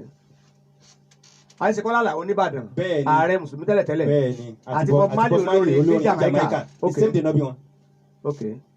1945 náà bí àwọn méjèèjì. Okay. Ẹ wò wọ́n. Ta ni ògbórúkọ Bob Marley? Kò sí. Ní Nàìjíríà yìí kò sẹ́ni tí ògbórúkọ àfẹn tó bá ṣe pé bóyá Àríṣekọ́lá ti kú kó tó gbọ́n. Yóò tiẹ̀ bá ń bàdàn. Aso àfi tó bá yẹ pé Àríṣekọ́lá ti kú kó tó gbọ́n. Okay. So during his reign tó wà láyé kò sẹ́ni tó máa sọ pé ẹni tí ò tiẹ̀ rí rí gan sọ orí mọ́tò àwọn mọ́tò tó ń tàgbẹ́ mọ́tò Àríṣekọ́lá so ó máa mèkẹ́ àwọn ọjọ́ wà tó ṣe pé jẹ́ hospital. Ẹ já máa wo Abiola lọ. Ok Abiola tá a bá wò ó ẹ rí i pé ó pẹ́ kó tó mèkẹ́ ìgbà tó dẹ̀ mèkẹ́ náà tó bẹ̀rẹ̀ sí ní progress ó ṣiṣẹ́ ó lọ sílé ìwé àsílé ìwé ó bẹ̀rẹ̀ iṣẹ́ àti ibi iṣẹ́ ó ní opportunity láti lọ kàwé university so ibi tó ti lọ kàwé university ló ti di pé ó ti ní connection àti join àwọn companies kan. Okay. He was an accountant so àti bẹ́ẹ̀ ó bẹ̀rẹ̀ sí ní ọlọ́run gbé àdìkọ́wárí ẹ̀dẹ̀ àṣẹ ẹ̀dẹ̀ ìlérí ẹ̀dẹ̀ ó bẹ̀rẹ̀ sí ní connect máwọn èèyàn àwọn èèyàn náà bẹ̀rẹ̀ sí ní connect ẹ̀. Nǹkan tí mo hàn ń fẹ́ ń try láti sọ ni pé tí ó bá ti wà pé èèyàn máa attain nǹkan báyìí through this number. Gẹ́gẹ́ bí Ọlọ́run ṣe sọ pé ìnáwó amúrò ìsádà ṣáyà àyẹ̀kúlẹ̀ lọ́kùn fàyà ó máa ṣe ẹgbàgbé. Ó wá depend lórí location ẹni yẹn gẹ́gẹ́ bí mo ṣe máa ń sọ. Ṣé èèyàn lè ní nọ́mbà tó wà lucky kí location dà? At that ibi tí location gbéjà sí náà he may be the champion bẹ́ẹ̀, the local champion níbẹ̀. Okay. Yeah. Mo láwọn kan tó ṣe pé wọ́n bí wọn ní ọjọ́ tó ṣe pé ọjọ́ lucky successful day. Okay. Ni sir believe me at the age of 92 ènìyàn ṣe ń kọ́lé. Ó sì ń kọ́lé. Bẹ́ẹ̀ ni kì í ṣe pé àkọ́kọ́ ó ti nílé ó ti lé mẹ́rin márùn-ún o. So owó yẹn wà lọ́wọ́ ẹ̀ dé pé kò ní nǹkan tó lè lò sí pé ju kókó kọ́lé lọ because she is successful obìnrin ni. Ó dà ǹjẹ́ Yorùbá ní à ń jù wọn ò ṣe wí lọ́jọ́ ìjà ara rẹ̀ ò tán bọ̀rọ̀bọ̀rọ̀. Ǹjẹ́ èèyàn lè ní nọ́mbà tó lè jẹ́ ká máa lára rẹ̀ níbi iṣẹ́? Ó wà dáadáa. Tó jẹ́ pé nọ́mbà ni. Ó wà dáadáa bá méjì ni. Okay. Àwọn kan wà tó ṣe pé Ọlọ́run ṣàwọn lẹ́ṣà pé ẹ lọ lead, they are born to be leaders. Okay. Leaders in today's day my brother ẹ̀yin náà mọ̀ pé tí o bá sí ìwé tọ́gì ni ó máa lead. Ó wá lè sọ sí ibi tọ́gì o. Yes. Okay. So tí o bá ti sí ìwé but tó bá kàwé ó máa dé ẹ wúrọ àwọn tó jẹ́ military leaders wa ẹ wò wọ́n náà ibi tí wọ́n wà benin military men ló fún wọn ní opportunity kì í ṣèwé wọn. Wọ́n kàwé táwọn kan. Ó dà ǹjẹ́ ọmọ mi ń dájú mi bàbá ń dájú ọmọ rẹ̀ ǹjẹ́ nọ́mbà lè fà á? Bẹ́ẹ̀ ni. Lọ́nà wo? Nítorí wípé mi ò mọ̀ fẹ́ dárúkọ déètì ni. Ẹ má dárúkọ déètì. Mi ò dárúkọ déètì. Àwọn yẹn nítorí wípé wọ́n dá ọmọ nù wọn ò bójú wẹ̀yìn bàbá rere bàbá jayéjayé náà ń ṣe káàkiri láyé tó kọ́kọ́ wá ń jọ sí tó tán bá débí ìní tọ̀ọ̀tọ̀ máa ọmọ tọ̀ọ̀tọ̀ iná wọn náà ní kí àwọn wọn. Ṣé èèyàn wáyé lẹ́ẹ̀mejì ni? Bàbá mi ò rò pé ẹnìkan wà ní àwọn tá a wà nísìn tó ṣẹ̀ṣẹ̀ wà lẹ́ẹ̀kan. Kò sí pé a jẹ́ first one. Mi ò rò pé ẹnìkan tó ṣẹ̀ṣẹ̀ wà lẹ́ẹ̀kan tó jẹ́ first timer. Ètò yín kan sọ fún wa wípé kì í ṣàwa nìkan lọ́lọ́run dá pé wà tó mẹ́jọ ẹnìkan láàrin méjì lọ́lọ́run dá yàn ẹ̀kan mẹ́ta lọ́lọ́run dá yàn ǹjẹ́ nọ́mbà sọ̀rọ̀ débẹ̀? Nọ́mbà sọ̀rọ̀ nípa pé bóyá méjì àbí mẹ́ta lọ́lọ́run dá yàn. Okay. Nǹkan tí nọ́mbà ń sọ ni pé tí a bá kọ nọ́mbà kalẹ̀ á sọ irú ayé tí ẹni yẹn ti live nígbà tó kọ́kọ́ wá irú ìgbésí ayé wo ló gbé nígbà tó wá. Bóyá kò sanmọ́ ná. So gbogbo nǹkan tó ṣe nọ́mbà á sọ. Kí ló dé ibo ni carry over or spill over ẹ wà tó fi padà wá nísìn. Ibẹ̀ ni kò mójútó. Wo ibi á sọ. Ẹ jẹ́ àwọ àwọn orúkọ àwọn oṣù Scorpion ni kéde kan ní tẹ́ ẹ̀ máa ń pè ẹ kàn fún aláwọn example ẹ̀ pé oṣù báyìí náà ń jẹ́ báyìí ló máa ṣe tán bá bí nígbà báyìí ló máa ṣe. Question yín méjì tún ìwà nǹkan combo lè fi ṣe. Okay. Ẹ jẹ́ kí n separate ẹ̀. Ó yá. Àkọ́kọ́ ni pé name of weeks the astrological. Astrological. Bẹ́ẹ̀ni Sunday means moon sun òòrùn tá a fi ń ṣaṣọ tá a fi mọ́lẹ̀ tá a fi rìnrìn lójú lọ́sàn. Okay. Sunday lórí Sunday Monday ọjọ́ òṣùpá. Tuesday Mars day ni Wednesday Thursday Friday Saturday so báwọn yẹn ṣe rí yẹn bẹ́ẹ̀ náà ni àwọn oṣù January òòṣà ló ń jẹ́ bẹ́ẹ̀ o. Okay. Bẹ́ẹ̀ ni òòṣà ló ń jẹ́ bẹ́ẹ̀ láti January lọ́wọ́ June òòṣà ni. Okay. Láti January. Òṣàlúwo. Àwọn Greek ni. Okay. Nítorí pé àwòrúkọ àwọn oṣù yẹn gangan Ọlọ́run kọ́ ló sọ o rárá. Èèyàn ló nèmọ̀ ẹ̀. Bishop Gregory dẹ̀ ni òun ló bẹ̀rẹ̀ sí nítorí wípé Julian calendar ló ń lò tẹ́lẹ̀ wọ́n hàn ká ọjọ́ lọ ní gbọ́ngàdá tí ò lóṣù tí ò lọ́dún wọ́n hàn ká lọ ni wọ́n dẹ̀ ṣe wà dísìn Julian calendar ó ṣe wà dísìn. Okay. So òun ló wá jókòó ló bẹ̀rẹ̀ sí ní gé tó fi di pé ògèdè 366 days. Okay. To leap year. So ọjọ́ kan tí wọ́n yọ nínú February náà fi kún August. Okay. nítorí wípé láti July lọ́wọ́ December orúkọ èèyàn àti orúkọ ẹranko ni orúkọ èèyàn àti nọ́mbà. ó yẹ jẹ́ ká wo January. ok January òòṣà ló ń jẹ́ bẹ́ẹ̀. kí la máa pè tó yẹ kí wọ́n bá bí èèyàn bẹ̀ pé à ibi tí a máa sọ pé Scorpion ni kìnní kan Leo ni. Astrological, that is Gregorian English wise the general calendar ni January February. ní astrological calendar kí ni yẹn o kò bẹ̀rẹ̀ lọ́ndì ní January 1 ó máa ń bẹ̀rẹ̀ láti ìparí oṣù kan. ó yẹ jẹ́ àwò. ok irú Capricorn ní ìsìn tó yẹ pé between December sí January ni. December kí ni. December 21. ok. wọ January 20. ok. ní Capricorn. Capricorn ni ẹni tó bá bí gbà yín ó máa jẹ́. bẹ́ẹ̀ ló máa jẹ́. ok. ẹ̀ẹ́dẹ̀lẹ̀ Capricorn at least mẹ́jọ nínú mẹ́wàá Capricorn tí ò ní problem yẹn. tí ò ní problem yẹn. bẹ́ẹ̀ tẹ bá rí yẹn tí yẹn rí gàtàgàtà tó skàtà ẹ má tẹ dáwọtẹ. ok. ó lè wá jẹ́ late December ó lè jẹ́ early January o. ok. Capricorn. ó yẹ já tẹ̀síwájú. so bẹ́ẹ̀ náà ni Aquarius. ìyẹn láti January 20. láti January 21 sí February 20. Aquarius ló jẹ́. kí ni challenge àwọn yẹn. tẹ bá máa gbà mí láàyè. ó yá. ọ̀pọ̀lọpọ̀ wọn ọmọ àṣẹ burúkú ṣe rere ni àwọn náà máa polówó wájà tó polówó wá wáṣọ. ok. wọ́n sọ ilé generally ni òkè ṣe pé di single feature tán nìyẹn o. ó ti yé mi wọ́n tó láwọn kan dáadáa ní. rẹpẹtẹ. so láti February 22. ok. wọ March 21. ok. March 21 àwọn yẹn ni Pisces. Pisces. kí ni challenges àwọn yẹn. àwọn yẹn majorly ẹsẹ̀. ok. ẹsẹ̀. challenges ẹsẹ̀. ok. challenges ni majorly ẹsẹ̀. ok. no man just challenges wọn. then láti March 22. March 21. ok. wọ April 20. ok. Aries làwọn yẹn. Aries. kí làwọn yẹn máa dojú kọ. oríkì Ìbàdàn náà máa dojú kọ. ok ẹ sọ rẹ ẹ má jẹ àkè. ó yá. àwọn táwọn àmọ́ oríkì Ìbàdàn. ó yẹ já. gbé kìíní ó ké jàre. ó yá. so láti April 21. ok. wọ May 20. Taurus làwọn yẹn. Taurus. Yeah, kí ni challenges tiwọn. Taurus major challenge tó máa ń ní ni ọ̀nà ọ̀fun. ok. so bí asthma bí nǹkan kan báyẹn tó máa ń commonly jẹ́ problem wọn. ok. so ọ̀nà ọ̀fun. ok. láti ibẹ̀ yẹn ẹ ti máa rí. láti May 21. láti May 21 wọ June 20. ok. a máa rí Gemini. Yeah. lórúkọ oṣù yẹn. lórúkọ oṣù yẹn astrologically. ok. Gemini lórúkọ oṣù. kí ni challenges wọn. apá kábíyèsí lẹ́dùnmáre láti June. ẹ jẹ́ kí n fi kíní kan kún fún yín. ok. lọ́pọ̀lọpọ̀ ìgbà tí a bá kọ nǹkan kalẹ̀ báyìí tí n bá rí mo máa ń mọ oṣù tó jẹ́. ok ẹ kàn rí writing. mo mọ̀ rí writing pé ẹni ló kọ́ kí n bá báyìí mo mọ̀ tó jẹ́. ẹ kọ́ṣẹ́ yẹn débẹ̀ àti ẹ̀bùn Ọlọ́run. ó yá ẹ já tẹ̀síwájú. so láti June 21. ok. lọ July 20. Cancer làwọn yẹn. Cancer lórúkọ oṣù wọn kì í ṣàìsàn cancer o. no. ok.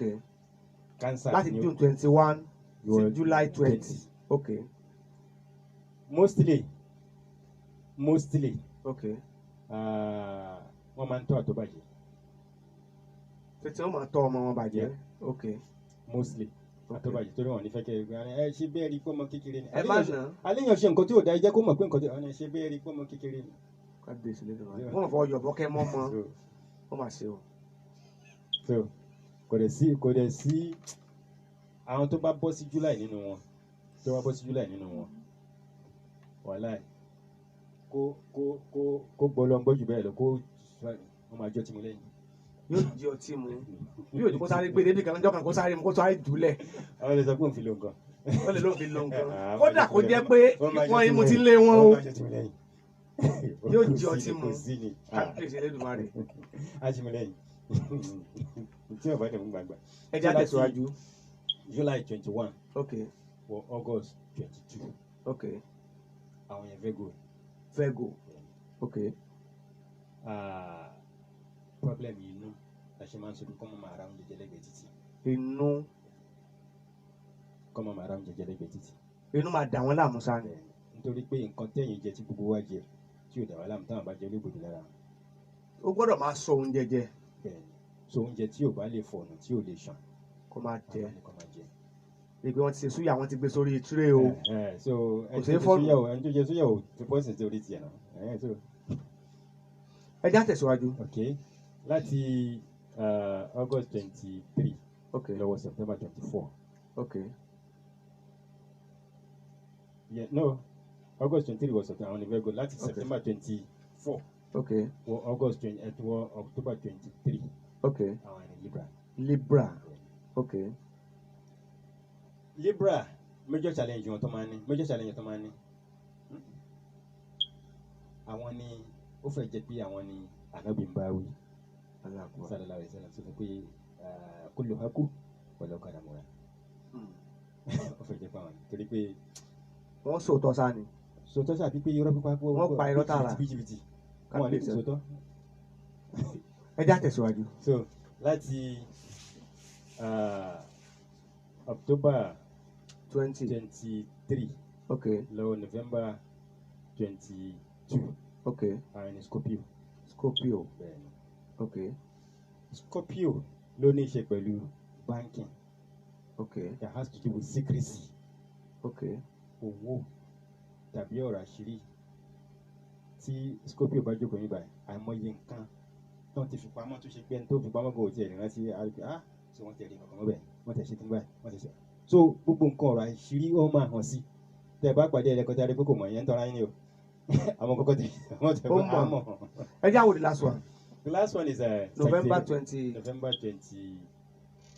to December 21. Okay. That's a Sagittarius.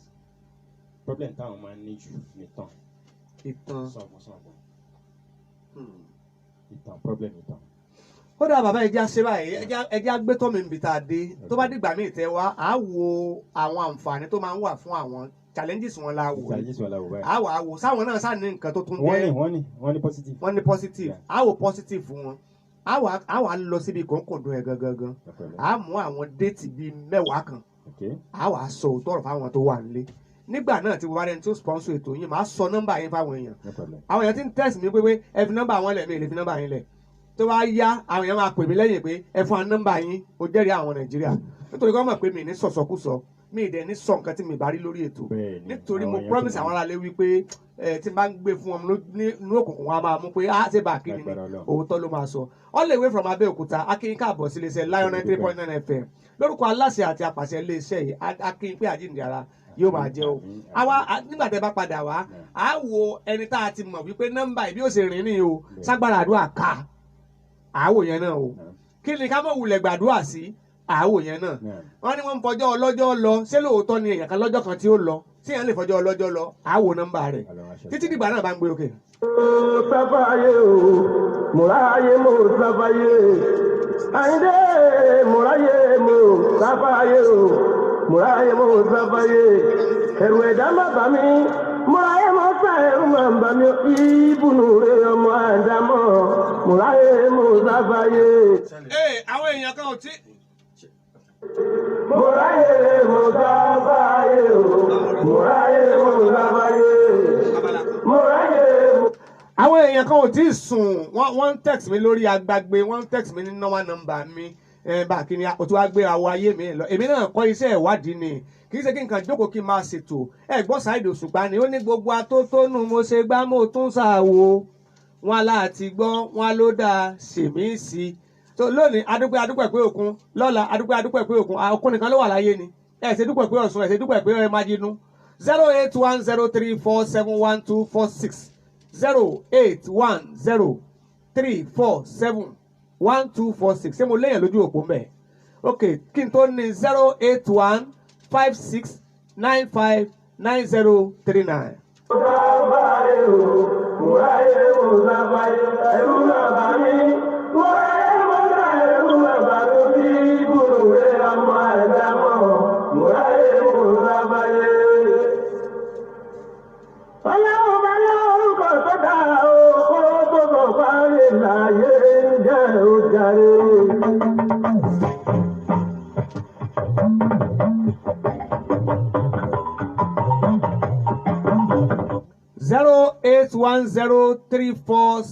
(08103471246) tàbí 08156959039 àwọn nọ́mbà méjèèjì tó já síbí nìyẹn. Túndé ká wojú ẹ̀ ó ní bá kíni ride on the sky is the limit beginning. Túndé ká wojú ẹ̀ from Ìjẹ̀bú Òde. bíbí ìfẹ́ tó ní God bless your voice. aya linsin oní ewé dágbá ọ̀rọ̀ ewé ló sì sọ ọ̀rọ̀ ewé ló sọ mí ní pẹ́ tí máa fi bọ́ sí abala àyọkà Yorùbá. àtọ́ bàbá o mọ́pẹ́ nìkan ní bàbá. ẹ̀lú ẹni tó wà ń bẹ̀. ẹ̀rọ kálẹ̀ o. ẹ ká alẹ́ sà. bẹ́ẹ̀ ló bá fi ní. ìjókòó àgbàlejò. ètò káràmà o. orúkọ yín sà. orúkọ mi ni Gbénga ètò láti Ìjẹ̀bú Òde. ó yá sẹ́yìn ní ìbéèrè. ìbéèrè tí mo ń béèrè pé bàtà wọn sọ pé November rẹ̀ orí ìrọ́pẹ́ ló ń sọ lóòótọ́ kò sí bá ṣe rí ilẹ̀ wa tí mi ò ní mọ̀. ó bá dé tí yín mú. àṣírí máa ń tú sí mi lọ́wọ́ kò sí bá ṣe yàn ṣe wà tí wàá ti máa bẹ̀rẹ̀ á tú sí mi lọ́wọ́ ó tọ́nà sọ. ó tọ́nà sọ. ẹ máa tẹ̀lé wa bọ̀ sà. agbọ́n má bí wọn ó ní bá a kí ni ẹ kó ètò alẹ́ yìí tún yàtọ̀ Ọlọ́run á máa fún yín ṣe. hello. orúkọ mi Ìdòwú Àyànlájà. Ìdòwú Àyànlájà Abdul. Táwọn fúlọ́ọ̀sì. ó pọ̀ sẹ́yìn níbèrè. Bàbá mi ṣe níbèrè mi jẹ wọlé ní ètò yẹn ló mú mi lọ bí nǹkan lára ìfún sáyé bọ̀. Ó dáa. Bàbá mo ti gbọ́ sà. Bàbá ẹ máa tẹ̀lé wa bọ̀. òkè agbádá fìkì. hello ẹni tó wà ń bẹ̀. ẹ̀ra. ó yá ìbéèrè yín sà. ìgbà tó bá ń sọ nípa pẹpẹ máa yàn yín Israel o. Israel. Spirit ló sọ̀rọ̀ sí pé. ok. àwọn tẹ̀lé máa ń parọ́. wọ́n máa ń parọ́. ó pọ̀ jù. kábíyèsí. ó dá ẹ máa tẹ̀lé wa bọ̀. ẹlòmíì tó wà ń bẹ̀. ẹ̀yin rédíò yín lẹ̀ sà. ó yá. ó jà tó wọn ẹ̀yin rédíò yẹn lẹ̀ kí nìyẹn máa cut ó máa cut. ẹ jẹ́ ń wo ìpè ẹyọ kan sí i. ẹni tó wà ń bẹ̀. ẹ káalẹ́ sà. orúkọ yín. Wálé ló ń sọ̀rọ̀ láti Lúbà. ó yá kí lẹ fẹ́ sọ sí i. ẹ̀gbọ́n tí mi fẹ́ sọ sí ni pé July 22 lè ní. ok. tọ́nà sọ inú ó máa ń ro mí gan. kábíyèsí. jẹ ìjẹkújẹ ń ta bẹ́ẹ̀. ok. ọmọ orí yẹn ti mọ̀ yóò tọ́nà sọ.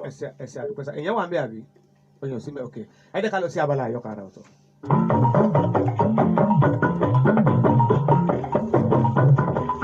ìwé tá ń kà lọ́wọ́lọ́wọ́ ni ogún ọmọdé látọwọ́ ọ̀jọ̀gbọ́n Akínwùmí Ìṣọ̀lá eléyìí tí wọ́n ṣe jáde lọ́dún 1990 University Press Limited Ìbàdàn ló gbé jáde Ọlọ́run ò bá wa ṣàlékún àforíjì fún bàbá ọ̀jọ̀gbọ́n Akínwùmí Ìṣọ̀lá bó nílé sí ò bá fín gbá eléyìí tó ti fín lè ò lè parun á fún wa ní gbogbo credit á fún wa ní gbogbo honour àti gbogbo ìjúbà pátápátá ẹ má gbàgbé wípé eléyìí tá a sọ gbẹ̀yìn la pè ní Olúṣọlá níbi tí àwọn ọmọ yẹn Iyèọlá àti aráabí tí wọ́n ti jà tó sì bẹ̀rẹ̀ sí fọ́nu ẹ jẹ́ kí n sáré lọ sí orí kọkànlá ojú ewé ẹlẹ́ẹ̀kọkàndínlọ́gọ́fà ẹlẹ́ẹ̀kọkàndínláàádóje page 129 ni mo wà kí a tó jáde ní ọjọ́ tí a wọlé yìí olùkọ́ àgbà sọ fún wa pé a ní iṣẹ́ púpọ̀ láti ṣe oko gígé àga fífọ̀ ilẹ̀ gbígbá àti ọgbà dídí alẹ́ tètè ṣe gbogbo iṣẹ́ yìí nítorí pé olùbẹ̀wọ̀ ń bọ̀ wá ní ọ̀sẹ̀ tó ń bọ̀ ọ̀gá ilé ìwé kìlọ̀ fún wa pé ọmọ tí ó bá sá yóò jẹ ìyà tí kò ní lè gbàgbé láéláé wàhálà yìí pọ̀ ní ọ̀sẹ̀ tá à ń wí yìí bí àwọn ọmọ iléèwé ti ń ṣe bẹ́ẹ̀ àwọn olùkọ́ náà ń ṣe wọ́n ń yàwòrán wọ́n lẹ̀ máa ra ògiri wọ́n ń kọ oríṣiríṣi ìwé gbogbo wọn ló ń lọ sókè wọ́n ń lọ sódò bí ìlẹ̀kẹ̀ ìdí àtiró ohun tó yani lẹ́nu ni pé olùbẹ̀wò ránṣẹ́ pé òun ń bọ̀ tẹ́lẹ̀tẹ́lẹ̀ rí wọn kì í ránṣẹ́ rárá èyí tí ó wá gbẹ̀yìn kò ránṣẹ́ rárá o ìrandùn wò lọ́jọ́ náà títí tí ó fi dé ilé ìwé ẹnìkan ò mọ̀ ó gbé alùpùpù rẹ̀ sí ọ̀nà jíjìn réréré ó wá ń fẹsẹ̀ rìn dé ilé ìwé ó dúró sí ẹ̀yìn yàrá tí àwa ti ń kọ̀wé ẹ̀ẹ̀kan náà ni ó bẹ́ gìjà sínú yàrá láti ojú fèrèsé àwọn ọmọ iléèwé ti rí olùbẹ̀wò tẹ́lẹ̀ bí ó ti fẹ́ gun fèrèsé ṣùgbọ́n ó ṣẹ́wọ́ sí wa kí a má sọ̀rọ̀ olùkọ́ wa kò rí nítorí pé ẹ̀yìn ló kọ́ sí bí olùbẹ̀wò ti bẹ́ gìjà sínú yàrá olùkọ́ wa fò sókè làó ó fẹ́ máa sá lọ ẹ̀rù ti bà á dópin àwa kan kò mọ̀gbà tí a bú sẹ́rìn a kò lè rẹ́rìn náà púpọ̀ nítorí pé olùbẹ̀wò ó ń fi òyìnbó ké mọ́tísà wa wípé kó máa bá iṣẹ́ rẹ̀ lọ. orúkọ láwọn ọba ní yàrá ìjà láìlú wá ìtú ọba lọ́la o.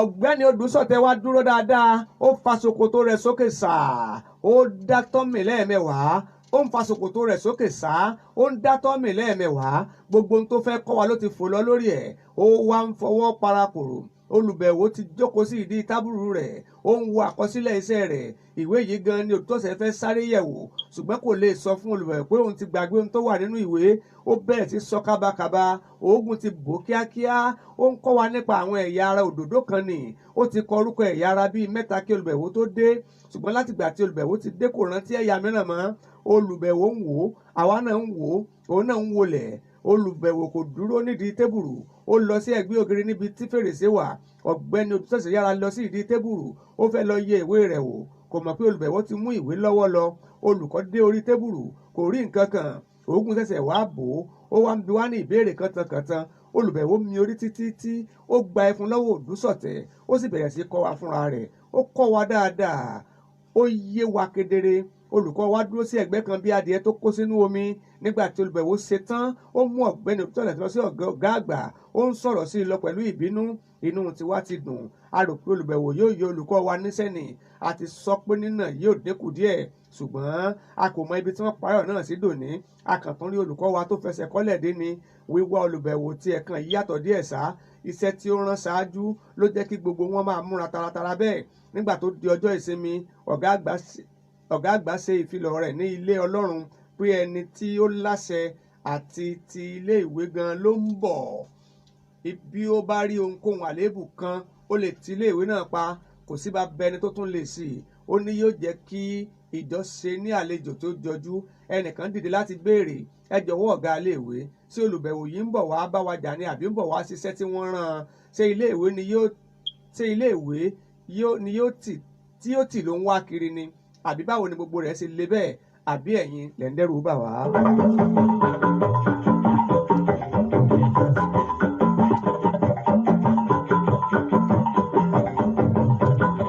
ẹ jẹ́ ń dúró báyìí nítorí àkókò wa tí ò pọ̀ rárá ṣe é mọ̀ wípé bí nǹkan bá dùn bí kó má tán mọ́ ló ṣe ń rí gbogbo ẹ̀yin tẹ́ ẹ láǹfààní àti dúró tì wá a máa dúpẹ́ lọ́wọ́ yín ẹ̀yin tẹ́ ẹ ti sùn ẹ̀yin tẹ́ ń gbìyànjú àti pè tí ò wọlé àbẹ́yìn tẹ́ ẹ ti pè tó wọlé àbẹ́yìn tẹ́ ẹ ti ẹ̀ pè tẹ́lẹ̀ a dúpẹ́ òṣùpọ̀ tó jẹ́ pé ń gbọ́ wá lọ ìwé tá ń kà lọ́wọ́lọ́wọ́ òun ni ogún ọmọdé láti ọwọ́ ọ̀jọ̀gbọ́n olóògbé Akéwùmí Ìṣọ̀lá. nínú ayé lágbẹ́ tìrẹ́ òkò ìlú ló tẹ̀dá òkò tí igbó jàre.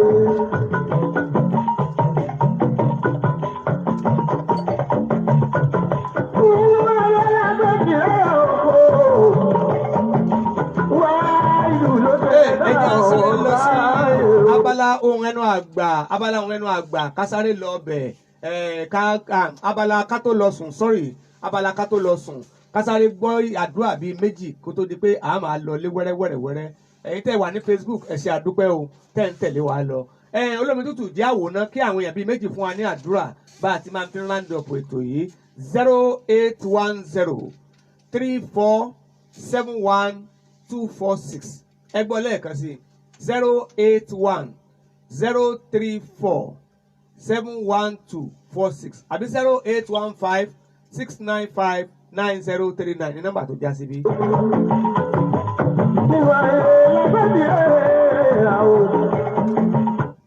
ẹ fún wa ní àdúrà ní o tẹ́ ẹ bá ti pè wá àwọn ò fún yín ní prayer point ẹ̀yin wà fún wa ní àdúrà. Hello ẹ káalẹ́. ẹ káalẹ́ sà yẹsà yóòyìnbó ló ń bọ̀ láti Olóde. láti Olóde níjẹ̀bú Òde. bẹ́ẹ̀ni ó ráyọlá máa tún lágbára náà. àmín.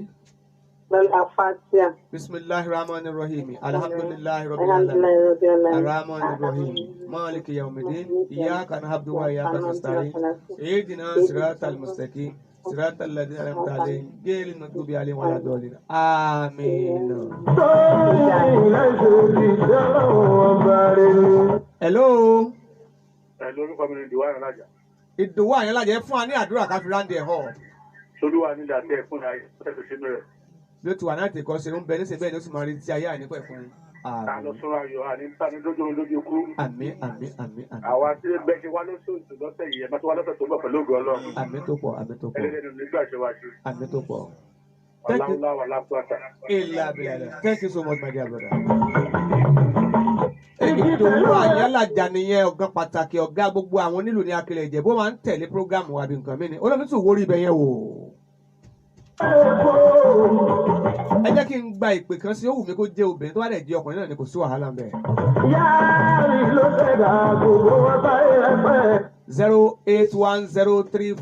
08103471246. Ọ̀gá pàtàkì hello ẹni tó wà ń bẹ̀. Hello, last caller on the show. Ẹ káalẹ́. Ẹ káalẹ́ sir, alágbára Ọlọ́run, ohun ayọ̀ la ó sùn. Àmín. Nítorí oorun lójú ikú. Àmín àti gbogbo wa. Máa ń gbádùn station ìgbà Lion FM. Orúkọ yín ibi tẹ́ ẹ ti ń pè wá. Èmi ni ọ̀gá ńlá láti léṣe. Kábíyèsí Elédùmarè. Àjọ sùn láyọ̀, àjọ jí láyọ̀ lágbára Ọlọ́run. Mo tẹ̀ tí ń wá láti pè é ṣùgbọ́n mo fẹ́ já wọlé lónìí. Èlé ni first time tẹ́ ẹ wọlé. Bẹ́ẹ̀ni sọ. Ẹ gba ṣẹ̀kẹ̀rẹ̀ ayọ̀. Ẹ ṣe àdúgbò sá. Àmín ó dàárọ̀ sá. Ẹ ṣe lọ sá. Gbogbo ẹ̀yin tẹ́ ẹ̀ ṣiṣẹ́ bẹ̀rẹ̀ ni mo fẹ́ràn. Ẹ ṣe àdúgbò sá. Ẹ ṣe àdúgbò sá. Adéṣọlá Ọ̀rúnrẹ́bí àti ìwọ̀ oríire kókó gé àjẹ ìwẹ̀yìn ló bẹ́lẹ́dẹ̀ jẹ́ mo sì náà mo fẹ́ máa ra àdúgbò wa. Eégún tó bá pidán mọ níwọ̀n ní pidán pẹ́. Eléyìí tí ò bá pidán mọ níwọ̀n ní pidán tẹ̀. Egúngún dòdòdó egúngún dàbádàn inú egúngún tó. Ẹ̀yin tẹ́ ẹ pè mí ẹ sí ẹ̀yin tẹ́ ẹ pè mí ẹ sí ẹ̀yin tẹ́ ẹ gbọ́ ẹ sí ẹ̀yin tẹ́ ẹ máa wò ní Facebook ẹ ṣé o. Olómi tútù ló wà ní ẹ̀rọ tó ń tẹ́tẹ́ ṣe ń gbọ́ wa kò ní bàjẹ́ bẹ́ẹ̀ náà ni ọ̀gá wa Gbénga náà tẹ̀lé mi gbágbágbá láti Mólípà lọ́hùn-ún. Àdúgbò àwọn tá a jọ wà nílé ikú Lumbi àǹtí Bàṣírá àwọn náà wọ́n tẹ̀lé wa dápá gbígbà. Ẹ jẹ́ àṣẹ báyìí. Nọ́mbà mi rèé fún ìpolówó ọjà ìkéde àbí àwọn ìbéèrè